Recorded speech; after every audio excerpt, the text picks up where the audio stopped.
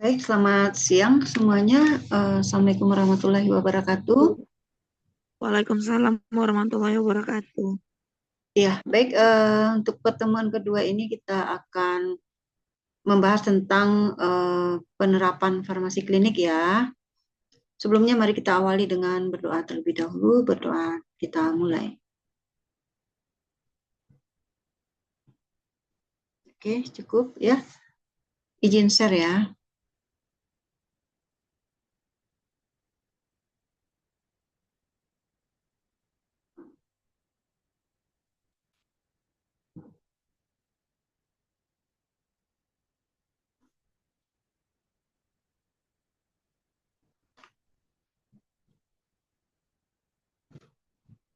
Ya, topik kita pada siang hari ini adalah farmakokinetik klinik dan dasar pengaturan dosis dalam klinik ya. Nah, sebagaimana yang kita ketahui bahwasannya terapi itu dimulai berdasarkan trial and error dan berdasarkan pengalaman secara empiris ya di masyarakat gitu. Nah, kemudian nanti akan muncul jenis obat baru yang ditemukan yang dibawa ke lab ya dengan berbagai macam hasil penelitian ya nanti akan diketahui berapa dosis optimalnya, dosis toksiknya ya seperti itu akan diketahui, kemudian juga interval waktu pemberian serta cara pemberian ya. Nah, ini tentu akan berpengaruh terhadap efek yang diinginkan serta efek samping obat ya. Oke, kemudian hasil riset-riset ini didokumentasikan, dicatat dan dilakukan penyesuaian dosis sehingga nanti akan dapat data efek obat pada dosis maksimal dan efek samping yang minimal. Nah, ini kan awalnya kan muncul beberapa pertanyaan ya, secara sederhana ya. Kenapa sih dosis efektif suatu obat itu ada di angka 300 miligram ya? Kemudian kenapa obat itu diberikan setiap 6 jam? Kemudian kenapa juga diberikan satu kali sehari? Kemudian mengapa obat itu harus diberikan secara infus ya, infus intravena seperti itu. Nah, pertanyaan-pertanyaan semacam ini untuk menjawabnya diperlukan ilmu farmakokinetik ya, farmakokinetik dasar dan juga farmakokinetik klinik ya. Jadi sebagaimana yang kita ketahui bersama bahwa efek farmakologi atau efek farmakodinamik suatu obat tergantung pada kadar obat pada tempat kerjanya. Nah, diasumsikan bahwasanya kadar obat pada tempat kerja sama dengan kadar obat di dalam darah ataupun di dalam plasma ya. Ini idealnya seperti itu. Jadi kalau misalkan dari hasil pemeriksaan kadar obat dalam plasma darah ya itu sudah sesuai masuk ke dalam rentang terapi, diasumsikan nanti kadarnya itu sama dengan kadar obat pada tempat kerja ya. Jadi kadar obat dalam plasma itu menentukan keberhasilan atau kegagalan suatu terapi dan juga itu akan dapat memberikan gambaran bahwa sudah terjadi efek toksik ya, sudah terjadi efek toksik atau belum. Itu bisa terbaca dari konsentrasi obat atau kadar obat dalam plasma. Nah, jadi poinnya di situ yang perlu Anda pahami ya. Nah, untuk mencapai tujuan terapi agar obat pada tempat kerja harus dipertahankan dalam konsentrasi yang cukup, yaitu pada rentang terapi atau therapeutic windows ya, di mana kita tahu setiap obat itu dia pasti mempunyai therapeutic windows. Ya, di mana apabila kadar obat berada di luar therapeutic windows, obat tidak akan efektif atau bahkan sebaliknya, obat itu akan menimbulkan intoksikasi, efek toksik ya. Oke, disinilah pentingnya penerapan ilmu farmakokinetik klinik ya. Jadi dengan kita menggunakan parameter-parameter farmakokinetika, dosis itu dapat ditentukan berdasarkan kondisi penderita, dan kadar obat dalam plasma dapat diperkirakan, dapat diprediksi melalui suatu pengukuran yang akurat ya, tentu saja ditunjang dengan metode dan instrumen ya yang baik ya, instrumennya yang baik, metodenya yang sudah valid dan terukur seperti itu. Ya, ini adalah profil ya farmakokinetik dari pasien, mulai dari pasien itu mendapatkan resep dari dokter ya, ini obatnya kemudian diminum melalui berbagai macam rute pemberian ya, ini pada dosis tertentu maka dia akan diabsorpsi, kemudian nanti ditentukan bioavailabilitas dari suatu obat itu dengan 3 parameter bioavailabilitas yang telah kita ketahui ya di basic farmakokinetik tadi. Jadi ada CP-max, ada T-max, dan nilai AUC total dari obat itu. Kemudian obat akan memasuki sirkulasi sistemik ya melalui satu proses distribusi. Ya, bagaimana mekanisme transportnya ya tergantung dari jenis molekul obat itu. Apakah dia akan mengalami difusi atau transport aktif atau transport pasif. Jadi itu bermacam-macam ya bagaimana mekanisme transport dari suatu obat ya. Kemudian di fase distribusi ini obat juga akan mencapai target pada shared action-nya ya pada konsentrasi tertentu. Tentu ini tergantung juga bagaimana afinitas terhadap reseptornya atau targetnya ya. Kemudian bagaimana secara molekuler dia berefek ya. Kita sudah pelajari di mata kuliah farmakologi molekuler, nanti secara molekuler apa yang berperan di situ, bagaimana mechanical pathway-nya ya, bagaimana kaskade yang harus dilewati oleh suatu obat itu. Barulah dia akan menimbulkan efek secara fisiologis. Jadi physiological efek ya dari obat itu. Jadi obat itu panjang ya prosesnya, perjalanannya itu panjang, mulai dari saat diberikan banyak faktor yang berpengaruh di situ ya pada proses absorpsi sebelum dia masuk ke sirkulasi sistemik ya banyak faktor yang berpengaruh ya.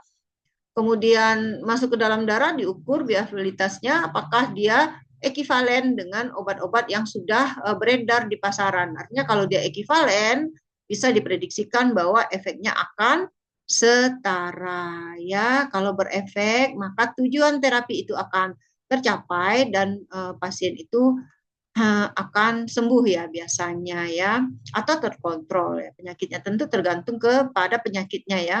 Nah, itu tadi fase farmakokinetik ya. Nah, fase farmakodinamik itu terjadi pada saat obat berada pada tahap distribusi di kinetik ya. Ketika obat itu berikatan dengan protein ya, kemudian dilepaskan dalam bentuk obat bebas mencapai side action-nya melalui beberapa kaskade. Nah, itulah cerita tentang farmakodinamik obat ya. Jadi kalau kita berbicara tentang farmakokinetik adalah berbicara tentang proses atme atau bagaimana sih nasib obat ini di dalam badan kita ya. Apakah obat itu mengalami proses absorpsi, distribusi, dan sebagainya.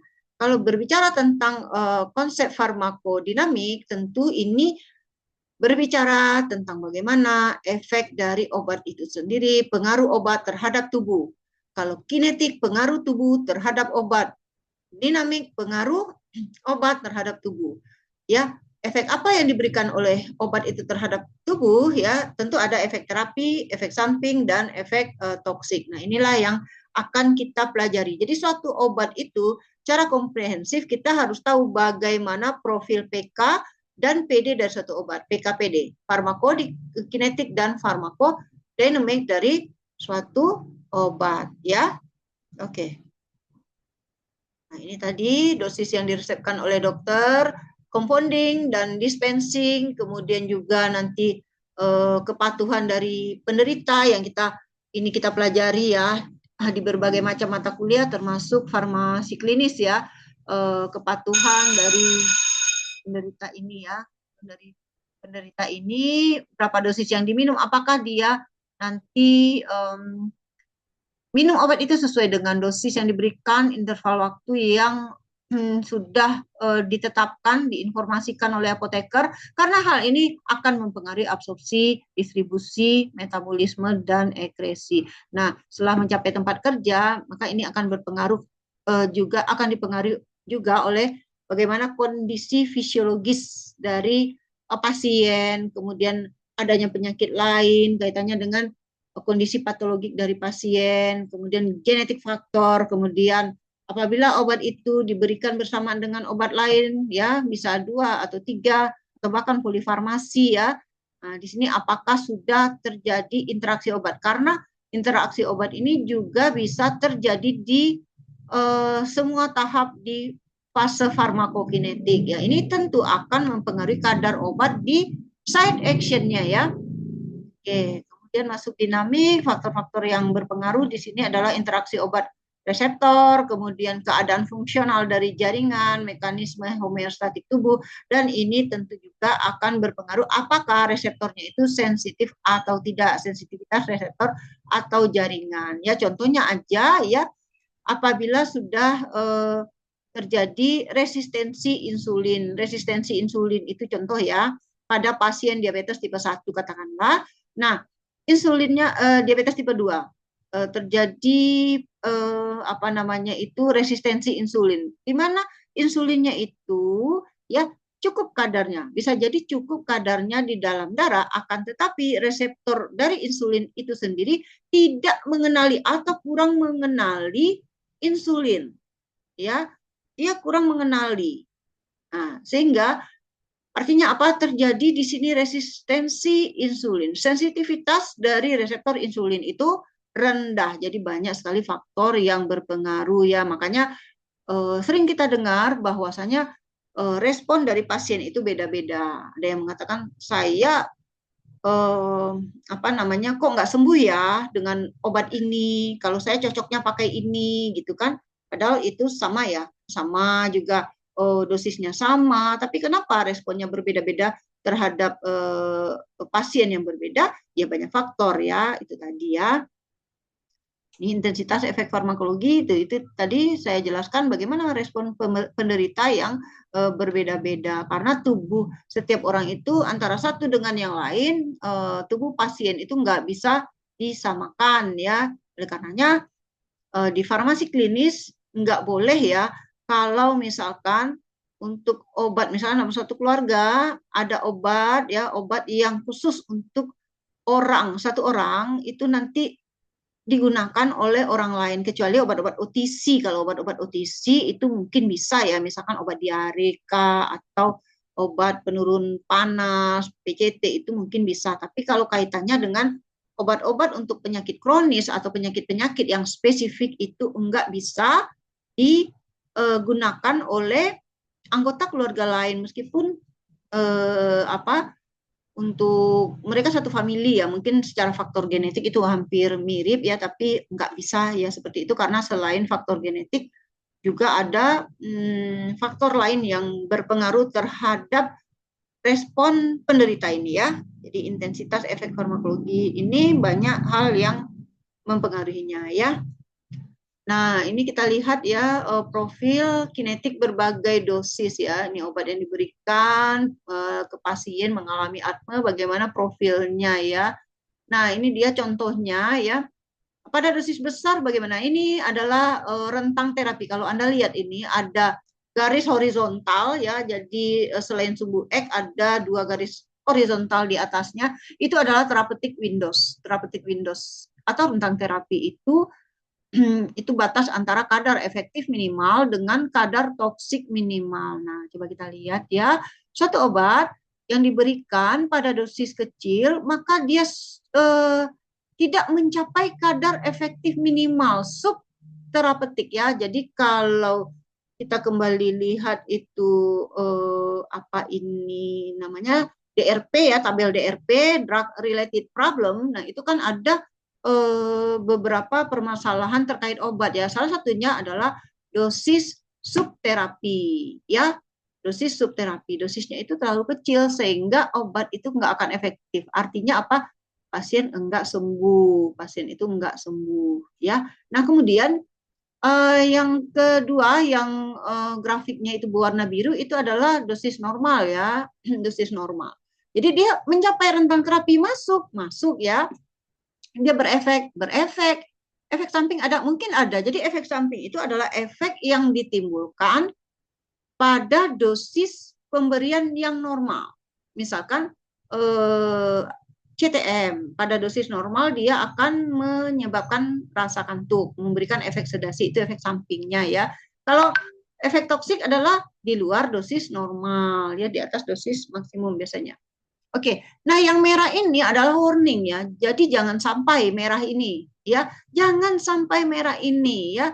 Itu memang dia masuk ke dalam rentang terapi, tapi dia sudah overdose ya, atau over concentration. Jadi pada dosis besar dia sudah melewati kadar toksik minimalnya ya.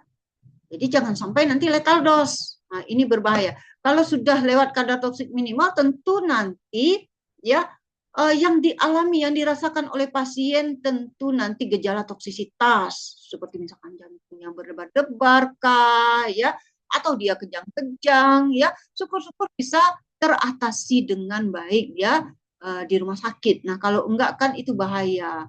Nah, bahaya sekali apabila obat itu mempunyai jendela terapi yang sempit atau indeks terapeutik yang kecil seperti digitalis ya, digoxin ya, itu dia kecil sekali, bisa nanti menimbulkan takikardi, kejang, bahkan bisa menyebabkan kematian ya, lethal dose. Jadi harus hati-hati obat-obat jantung itu benar-benar yang Anda sampaikan kepada pasien bahwasanya obat ini harus diminum pada waktu, pada jam yang sama setiap hari ya. Bunyikan alarm dan kemudian dicatat ya, misalkan obat ini itu kan ada tuh ya ada namanya wadah yang untuk harian itu hari apa gitu kan.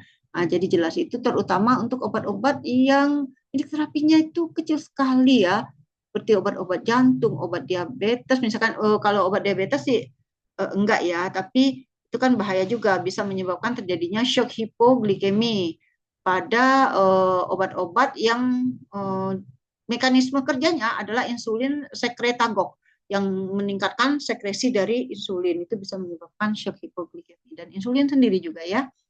Oke.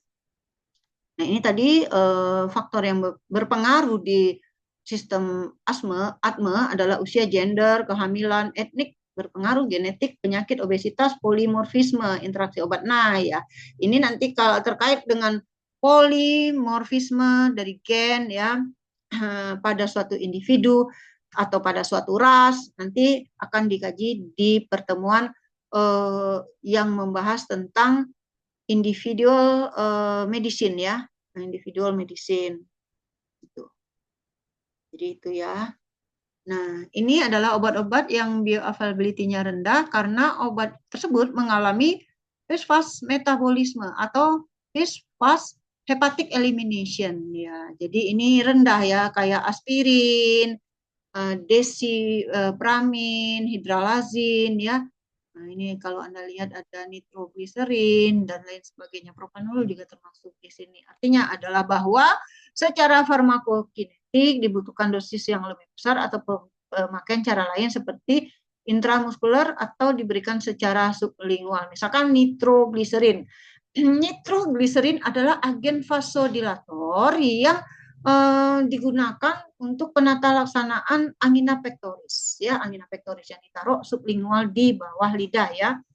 Kenapa nitrogliserin ini tidak diberikan melalui oral ya, ditelan gitu ya? Enggak, karena dia nanti di saluran cerna akan mengalami first pass efek ya, first pass hepatic elimination. Jadi nanti konsentrasi plasmanya itu enggak tercapai di therapeutic windows-nya, di rentang terapinya, sehingga percuma saja jika nitrogliserin ini diberikan secara oral ya, seperti itu.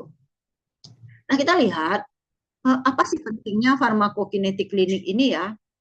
Nah, jadi bagi seorang farmasis ya Ini penting sekali karena suatu terapi yang optimal memerlukan penentuan obat secara tepat yang dapat dilakukan dengan dukungan diagnosis yang akurat. Ini ranahnya dokter. Kemudian pengetahuan tentang kondisi klinis pasien dan penguasaan farmakoterapi. Oke lah kalau di rumah sakit ini biasanya ya pada rumah sakit besar seorang apoteker akan diajak untuk menentukan apa namanya ini standar terapinya di rumah sakit itu ya, formularium terapi untuk di rumah sakit itu mana saja. Biasanya apoteker klinis akan diajak berdiskusi dalam satu meeting ya untuk menentukan standar terapi di rumah sakit itu, tentu berdasarkan guideline standar yang sudah ada disesuaikan dengan ketersediaan obat ya yang ada di lapangan juga ya. Kemudian ini ya, jadi pentingnya pengetahuan tentang kondisi klinis pasien dan penguasaan farmakoterapi. Jadi farmasi klinis dan farmakokinetik klinis serta farmakoterapi itu adalah berada dalam satu rumpun ilmu ya. Oke, setelah obat ditentukan, pertanyaan yang kemudian timbul adalah berapa banyak obat itu diberikan, berapa sering, dan berapa lama obat tersebut dibutuhkan. Tentu ini melalui suatu riset yang lama, melalui satu penelitian yang lama ya. Nah, di sini peran dari farmakokinetik klinik ya. Berapa banyak? Perlu dijawab karena timbulnya intensitas efek obat ya. Efek terapi ataupun efek toksik umumnya tergantung pada dosis ya, dos dependent untuk efeknya ya. Kemudian berapa sering? Dipertanyakan karena respon terapeutik akan menurun setelah selang waktu tertentu sudah minum obat. Sehingga pemberian obat ini mungkin perlu berulang-ulang. Jadi kan itu melalui suatu penelitian farmakokinetik pada fase preklinik ya. Di fase preklinik tentu keamanan dulu, toksisitasnya bagaimana. Kalau aman dia nanti bagaimana dinamiknya, bagaimana efek obat. Oh, obat ini berefek. Tapi timbul pertanyaan berapa banyak, berapa sering, berapa lama obat ini diberikan. Ini melalui suatu riset farmakokinetik. Nah, jadi untuk aturan pakai yang selama ini itu adalah hasil risetnya farmakokinetik ya. Kalau misalkan di tahap awal ya, di tahap uji aktivitas, obat ini berefek pada dosis sekian, katakanlah. Tapi frekuensi pemberiannya, durasinya berapa lama ya? Itu perlu dijawab ya. Berapa lama perlu dijawab agar dicapai keseimbangan antara keberhasilan, tentu targetnya adalah kesembuhan dengan risiko pengobatan, toksisitas, efek samping untuk jangka panjang maupun dari sisi farmakoekonominya ya, yang nanti Anda pelajari di mata kuliah farmakoekonomi ya. Misalkan obat ini jika di-compare diberikan 7 hari dengan 10 hari atau 14 hari itu efeknya sama ya. Itu efek toksiknya juga minimal. Jadi buat apa sih 10 hari ya, cukup 7 hari aja. Tentu dilihat dari sudut pandang ekonomi atau farmakoekonominya. Nah, penelitian in vitro maupun in vivo menunjukkan bahwa intensitas efek farmakologi suatu obat tergantung pada kadar obat tersebut dalam cairan tubuh. Di efek farmakologi itu dapat dioptimalkan dengan mengatur kadar obat di tempat aksinya selama periode waktu tertentu. Nah, dasar-dasar pengertian farmakokinetik ini tadi sudah kita pelajari di basic ya, farmakokinetik, kita lewatkan saja. Nah, ini dia gambarannya, kadar obat di dalam darah, Cmax, AUC, ya, beberapa parameter farmakokinetik ini adalah model terbuka, satu kompartemen ekstravaskular. Oke, ini beberapa model farmakokinetik, model kadar obat atau profil kadar obat di dalam darah terhadap waktu. Intravena, ya ini intravena yang mana? Oh, yang ungu ya. Kemudian intramuskular yang hijau, sukutan yang biru muda, kemudian oral yang ungu tua. Kalau tadi itu lilak ya yang intravena itu. Nah, di sini bisa kita lihat ya, oh ternyata itu rute intravena paling cepat ya, dia mencapai kadar maksimal. Intramuskular itu nomor 2, sukutan nomor 3, karena lapisan-lapisannya itu tentu sukutan itu di atas muskular ya.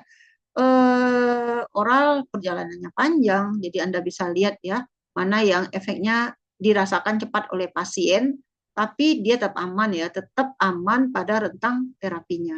Ini dari segi onset, dari segi durasi, kalau kita lihat dari segi onset itu intravena, intramuskular, dan subkutan. Kalau dari segi durasinya, ya dia hampir sama ya. Kalau dari segi apa namanya waktu eliminasinya tentu lebih cepat yang dieliminasi yang ini ya intravena, intramuskular. Oke gitu. Nah ini tadi jendela terapi MEC minimal efek konsentrasi. Ini MTC ya, di atas itu MTC minimal toxic konsentrasi. Oke, ini efek puncak. Onset tercapai. Onset tercapai kapan? Pada saat obat itu sudah masuk MEC, sudah di batas garis MEC. Ini adalah intensitasnya. Intensitasnya dari MEC batas minimal konsentrasi ke efek puncak itu intensitasnya ya. Nanti dari profil inilah diketahui obat itu diberikan berapa kali. Nah, ini dia ya. Waktu pemberian obat ya. Nah, ini regimennya, regimen terapinya ya. Ada regimen A, ada regimen B ya. Kalau kita lihat ini profil waktu terhadap konsentrasi, ini minimum efektif konsentrasi, gagal terapi, subterapi di bawah, konsentrasi efektif minimum, gagal terapi lagi di atas, minimum toksik konsentrasi. Ini gagal terapi ini di dua area ini ya. Terapi sukses di zona abu-abu ini. Nah, sekarang regimen A dan regimen B ya, dia masuk ke therapeutic windows ya pada waktu tertentu. Nah, regimen B ini dia cepat nih terasa efeknya. Cepat ya. Efeknya terasa sama pasien, udah sembuh dia. Tapi karena dosisnya tidak diatur, dosisnya terlalu tinggi, dia tidak terbendung. Dia melewati minimum toksik konsentrasi. Ini kegagalan terapi. Bisa toksika atau bisa berbahaya ya, mengancam nyawa. Nah, regimen B ini biarlah dosis kecil-kecil dulu ya. Bukan dosis kecil, maksud saya dosisnya itu dosis normal, tapi aman. Ini lama ya, lama ini ya. Misalkan dibandingkan regimen B, ini dia terasa efeknya itu lebih lama, perlu waktu yang lebih lama, mungkin 2 kalinya. Nah, tapi dia kan aman. Nah, inilah yang perlu Anda tekankan kepada pasien. Karena kalau di lapangan kadangkala itu pasien juga sembrono dalam menggunakan obat. Contohnya ya, tablet PCT. Biar cepat sembuh katanya, biar cepat terasa efeknya, dia minum 2 tablet sekaligus, ya. Ya, memang terasa cepat efeknya, tapi tanpa disadarinya PCT aja misalkan ya. Nah, maka ini akan menyebabkan hepatotoksisitas. Ya, tidak menimbulkan kematian seketika itu, enggak. Tapi ini berbahaya terhadap heparnya. Coba Anda bayangkan kalau itu adalah obat jantung ya. Oke. Berikut adalah kurva kadar digoksin dalam darah terhadap waktu setelah pemberian tablet digoksin 250 mikrogram per hari. Ternyata menimbulkan kadar puncak digoksin dalam darah Cmax per C steady state 2 mikrogram per liter ya.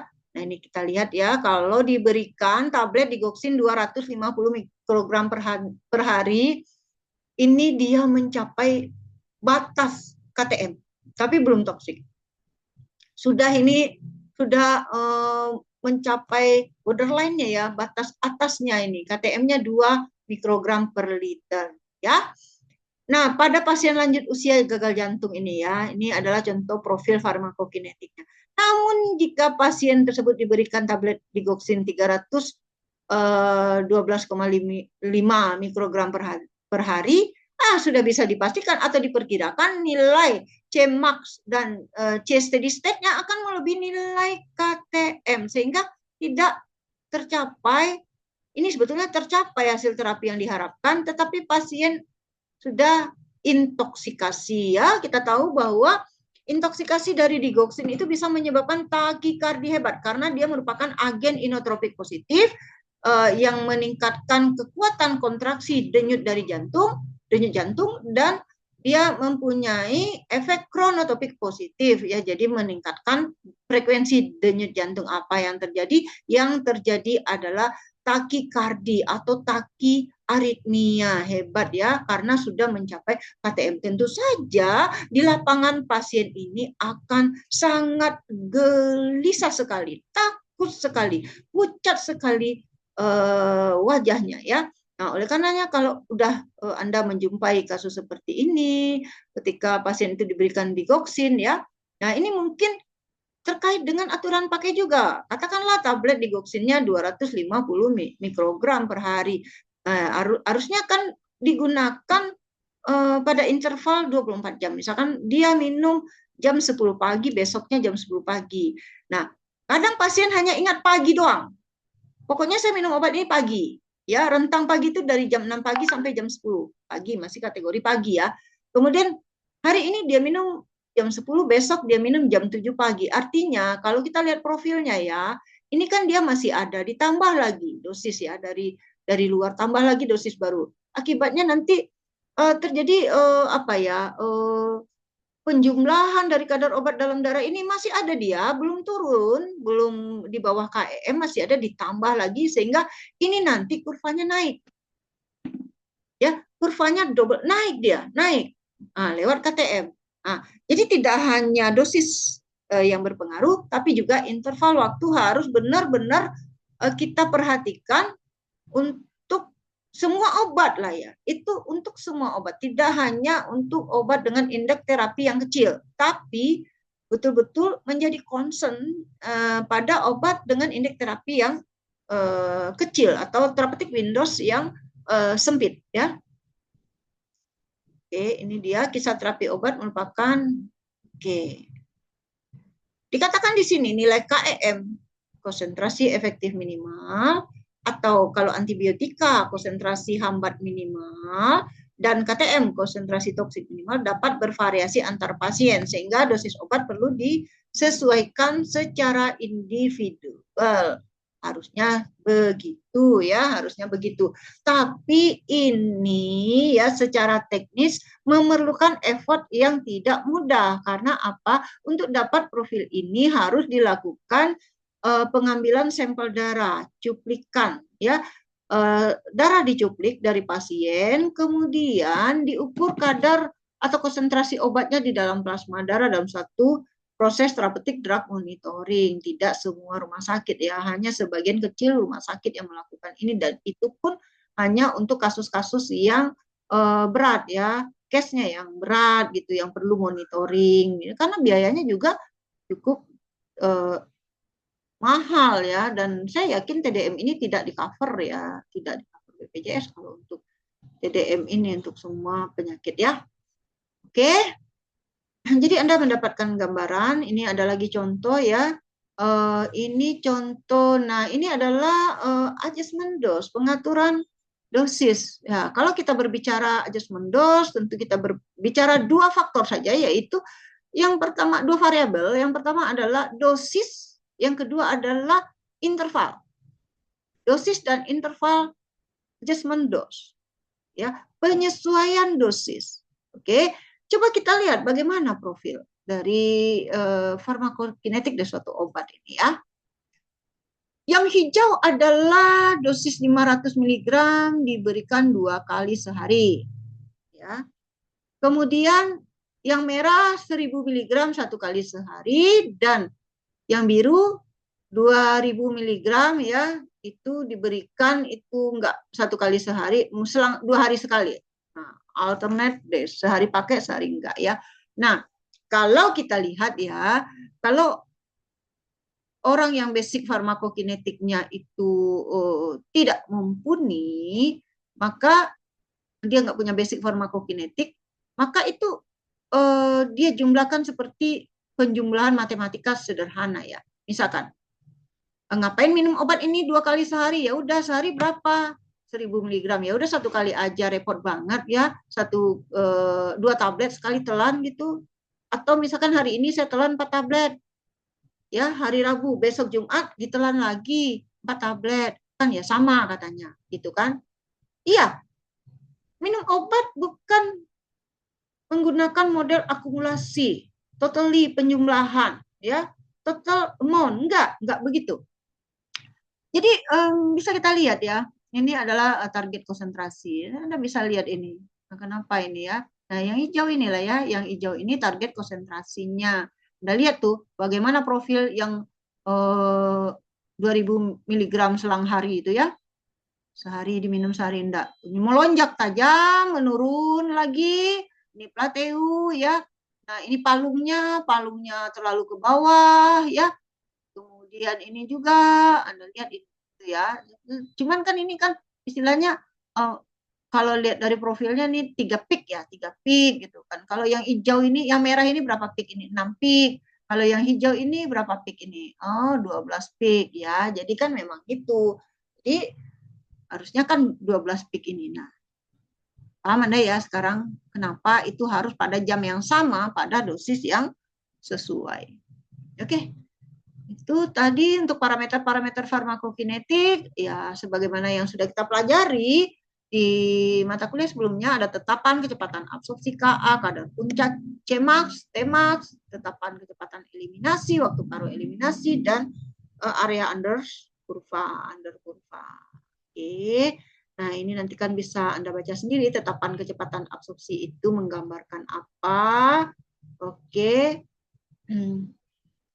Nah, tetapan kecepatan absorpsi bila terjadi hambatan dalam proses absorpsi, maka nilai tetapan kecepatan absorpsinya kecil. Ya, secara teori memang seperti itu. Satuannya adalah fraksi per satuan waktu ya. Berapa fraksi yang tadi sudah ada kan? Fraksinya berapa? 0,9, 0,8 atau 1 ya. Oke. Kemudian Tmax, nilai ini menunjukkan kapan kadar obat dalam sirkulasi sistemik mencapai puncak. Nah, di samping Ka, Tmax juga digunakan sebagai parameter untuk menunjukkan kecepatan absorpsi ya, waktunya. Jika proses absorpsi terhambat, Tmax-nya memanjang ya. Banyak faktor yang menghambat itu. Interaksi pada fase farmakokinetik itu adalah faktor yang sering kali dijumpai juga. Kadar puncak, ya kadar puncak, kadar tertinggi yang terukur dalam plasma darah. Oke. Tetapan kecepatan eliminasi menunjukkan laju penurunan kadar obat setelah proses-proses kinetik mencapai keseimbangan. Ya, tentu tergantung orangnya. Tetapan kecepatan eliminasi banyak faktor yang berpengaruh, laju alir darah, organ eliminasi dan sebagainya. Waktu paruh eliminasi sudah, luas daerah di bawah kurva. Oke. Nah, clearance tadi sudah jenis clearance.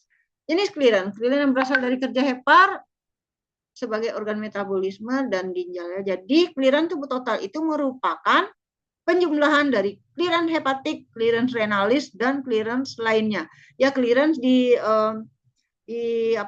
clearance yang terjadi pada tempat lain selain hepar dan ginjal, empedu ya, ASI dan juga saliva itu ada tapi kecil-kecil biasanya. Oke, kita tahu ini yang penting adalah hepar dan ginjal. Oke, nah ini rumusnya.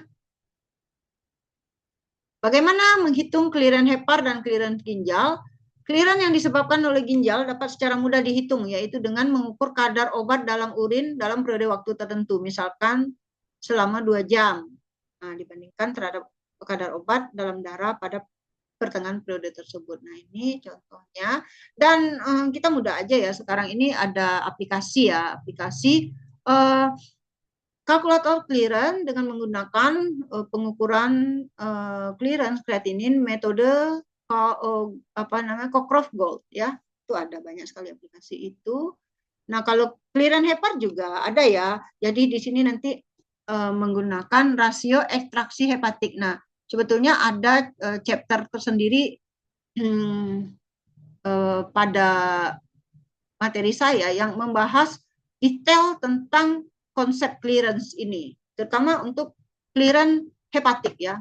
Nah, nanti pada pertemuan selanjutnya nanti akan kita bahas lebih dalam tentang terkait dengan konsep clearance yang barangkali banyak hal-hal yang perlu diperhatikan di situ. Oke.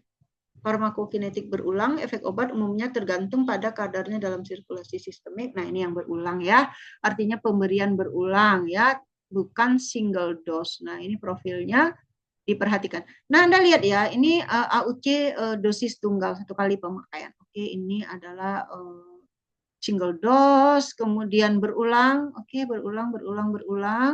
Kemudian nanti AUC-nya ini mencapai keadaan yang dinamakan AUC steady state, di mana C steady state minimum dan C steady state maksimumnya ini sudah tercapai ya, berada di rentang CSS min dan CSS maksimal ya. Jadi ini adalah bisa ditetapkan ternyata AUC steady state-nya itu kalau di saya sih ini kan kalau kita lihat gambaran sebetulnya pada dosis ke 45 itu sudah tercapai AUC steady state-nya, tapi di profil ini diyakinkan dulu setelah 5 kali AUC steady state-nya itu tercapai, maka dikatakan bahwa ini obat bisa dihentikan ya pemberiannya. Jadi pada dosis ke-8 dan ke-9 ini sudah tercapai nilai AUC steady state, di sini sudah masuk ke dalam lingkup terapinya, nah maka obat itu bisa dihentikan ya, tentu dengan berbagai macam pertimbangan. Dilihat juga respon pasien, kemudian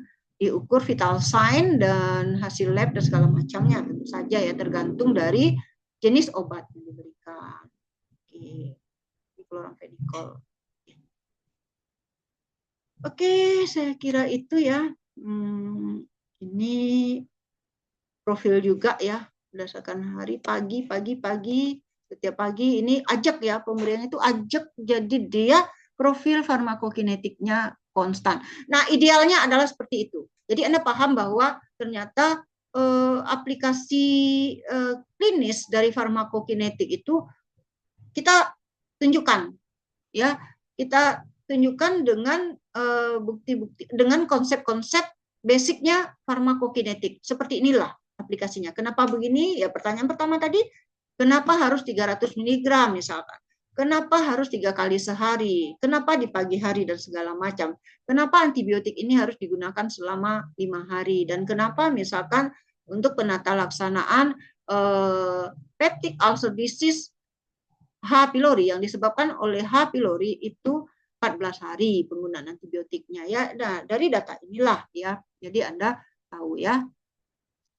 Bagaimana kalau pasien melupakan satu atau lebih dosis ya? Secara mudah profil kinetiknya akan mendekati keadaan seperti gambar 4 ini ya. Nah, ini lupa dia. Nah, ini lupa dia ya. Oke. Makin sering terlupa minum obat, makin lama keadaan tunak tercapai. C steady state-nya akan lama tercapai atau mungkin malah sama sekali tidak tercapai. Nah, coba dilihat ini. Dia lupa steady state-nya itu makin lama tercapai, dia lupa 1 kali, enggak steady state, turun lagi, sudah bagus masukkan, ini nampaknya AUC-nya baru 2 kali ini ya, enggak steady state, udah turun lagi karena lupa, dia minum lagi, lupa lagi, kacau profil farmakokinetiknya ya, makin sering terlupa minum obat, makin lama keadaan tunak tercapai atau mungkin malah sama sekali tidak tercapai. Dengan demikian sebenarnya mudah sekali bagi dokter untuk memberikan pengertian kepada pasien mengapa aturan minum obat harus selalu ditaati. Ya, kalau dokternya detail, tapi saya kira dokter untuk menjelaskan hal ini kepada pasien ya dengan orek-orekan begitu terkait profil kinetik ini, itu nggak cukup waktu ya untuk menjelaskan karena biasanya pasiennya banyak sekali ya. Kalau di poli itu 40, 50 lah ya per dokter, nggak sempat lagi kayak gini karena pasien antri di luar. Nah, kalau apoteker bisa juga menjelaskan seperti ini. Nah, kan based on data ya. Jadi contohnya seperti ini, kurang lebihnya seperti ini. Kenapa obat ini menjadi tidak efektif ya? Ini akan berisiko ya pada pasien-pasien untuk penyakit kronis seperti diabetes, hipertensi. Kemudian juga pada pasien yang menggunakan KB hormonal ya, pada pasien menggunakan KB hormonal. Coba Anda lihat pada hari kedua itu, misalkan di sore hari itu tidak ada obat ya, tidak ada konsentrasi obat yang mencapai rentang terapinya. Ya, jika pada saat itu ya terjadi pembuahan, maka jika pada saat itu ya terjadi pertemuan sperma dan ovum, maka akan terjadi pembuahan dan tanpa disadari oleh akseptor KB ini, kemudian dia minum lagi obat di hari berikutnya karena lupa ya, tapi lupa ada juga minum 2 obat sekaligus ya. Nah, ini sudah terjadi pembuahan. Apa yang terjadi? Yang dia yakini bahwa dia sudah menggunakan pil KB.